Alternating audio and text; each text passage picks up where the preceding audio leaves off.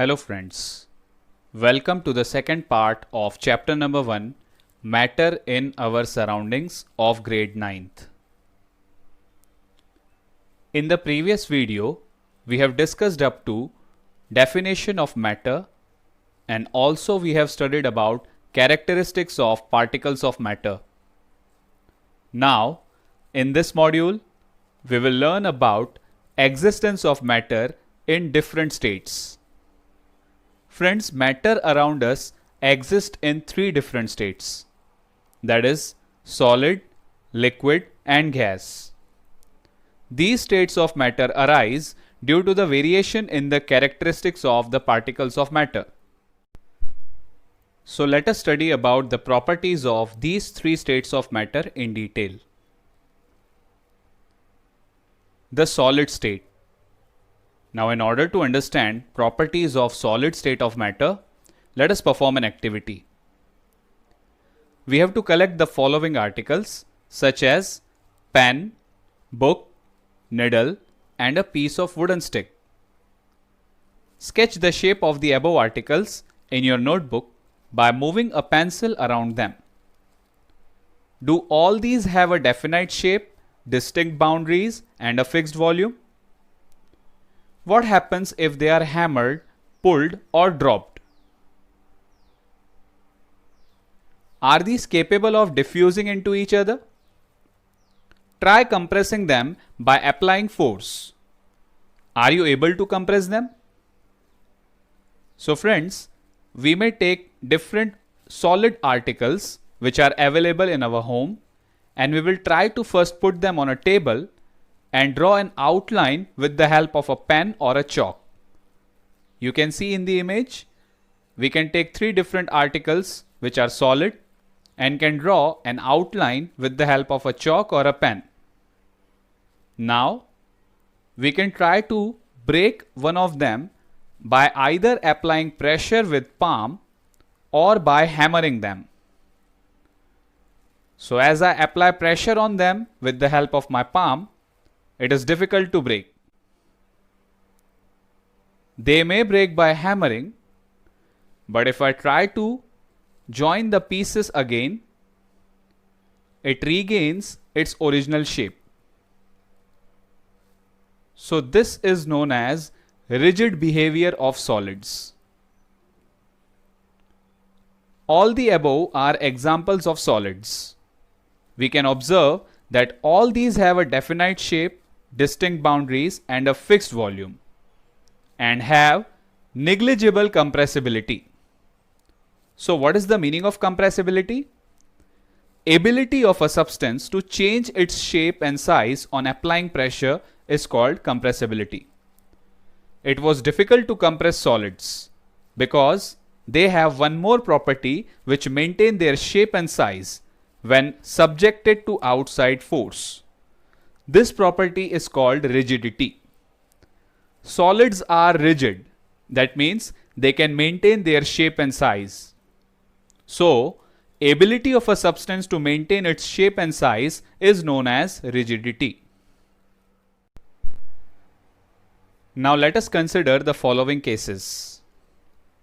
First, let's talk about a rubber band. Can rubber band change its shape on stretching? Is it a solid?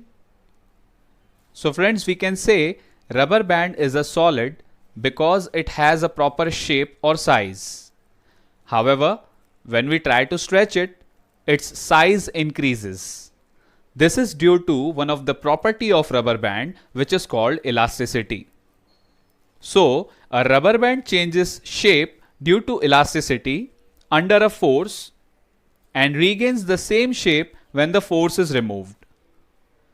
However, if excessive force is applied, it may break down. Let's talk about crystals of sugar and salt. When these crystals of sugar and salt are kept in different jars, they take the shape of the jar. So are they solid? See, the shape of each individual sugar or salt crystal remains fixed. As you can see over here, when we closely observe small granular crystals of sugar or salt, they have fixed shape or fixed size. But due to the small size, when we pour them in any of the jar, they take the shape of that jar. So, you can see as I pour the crystals of sugar in a jar, they take the shape of that jar. Now what about a sponge? It is also a solid, yet we are able to compress it. Why? Now if you can see a sponge, it has so many minute holes into it. These holes absorb air from the surroundings. When we press it, the air is expelled out of it, and hence we are able to compress it easily.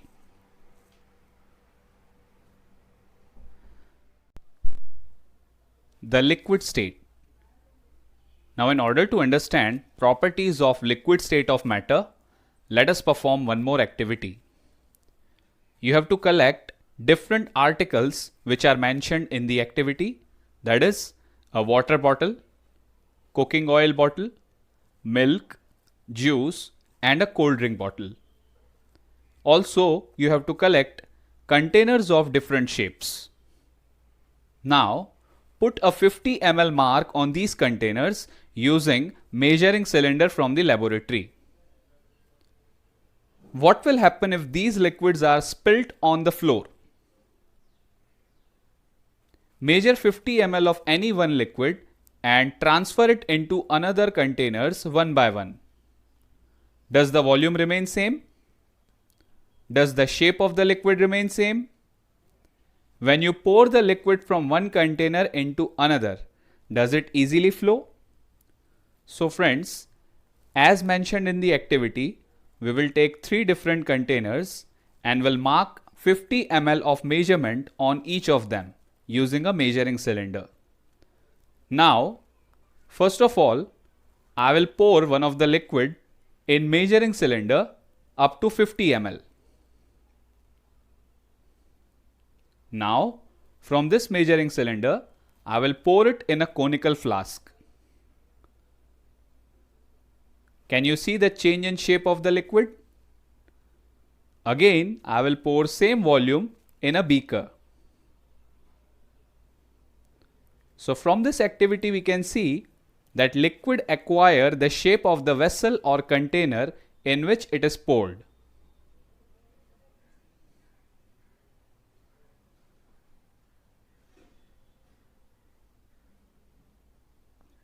So we observe that liquids have no fixed shape but have a fixed volume.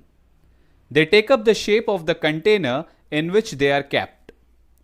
Liquids flow and change shape because of the property called fluidity. So they are not rigid but can be called fluid. So how you can define fluidity? Ability of a substance to flow is called fluidity. The gaseous state.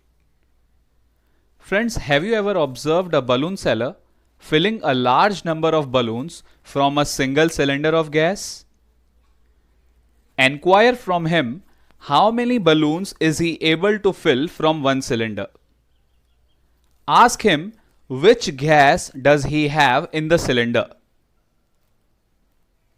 Well, the total number of balloons that could be filled from one cylinder of gas is 741 balloons. And the gas which is used in the cylinder is helium gas. Since helium gas is much lighter compared to the air and has least density compared to air, that is why it is used to fill in the balloons. Now let us understand gaseous state of matter with the help of one more activity. We have to take 300 ml syringes and close their nozzles by rubber corks. That means we have to remove the syringe needle and we have to close the nozzle putting a rubber cork into it. Now remove the pistons from all the syringes. Leaving one syringe untouched, fill water in the second syringe and pieces of chalk in the third syringe. So friends, we have to fill chalk or chalk powder in first syringe, water in second syringe, and air, that is nothing, in third syringe. Now we will put back the pistons into the syringes. You can also apply some Vaseline on the pistons so that it can move smoothly inside the syringe. Now try to compress the content by pushing the piston in each syringe. Which one do you think will be easily compressed? As you can see in the image, we can easily compress the third syringe which was left untouched. That means which had nothing inside it except air. So from this activity, we can conclude that air is much more compressible compared to liquids and solids. Liquids are hardly compressible up to certain extent, but solids have negligible compressibility. So we have observed that gases are highly compressible as compared to solids and liquids. For example, LPG, that is liquefied petroleum gas, and CNG, that is compressed natural gas. We use these gases as fuel for vehicles or cooking food. These are the examples of highly compressed gases. We can compress them into large volumes inside a single cylinder. So you can see an LPG cylinder contains large quantity of gas in a compressed form. Same way, a CNG cylinder, which is used in running vehicles, can also be observed into large volumes inside a single cylinder.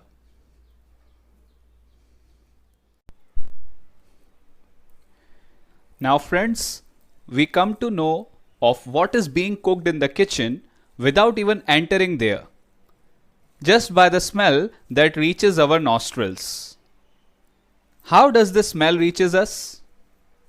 This is because the particles of the aroma of food mix with the particles of air that spreads from the kitchen. Hence, it reaches us even when we are farther away from the kitchen. The smell of hot cooked food reaches us in seconds. Now you can tell me what are the two reasons of this. Number one, due to the higher kinetic energy in particles, and number two, higher rate of diffusion. These are the two reasons why particles of gaseous matter moves faster in air compared to solids and liquids. So friends, the smell of hot sizzling food reaches us even when we are several meters away compared to the cold food. Now, in the gaseous state, the particles move about randomly at high speed. Due to this random movement, the particles hit each other and also the walls of the container. The pressure exerted by the gas is because of this force exerted by gaseous particles per unit area on the walls of container. So friends, you can see here, the spaces between the particles of gaseous matter is more compared to solids and liquids, due to which they randomly move in the free spaces, thereby colliding with each other as well as the walls of the container, due to which they get the rebound force and hence they move much faster in the free spaces.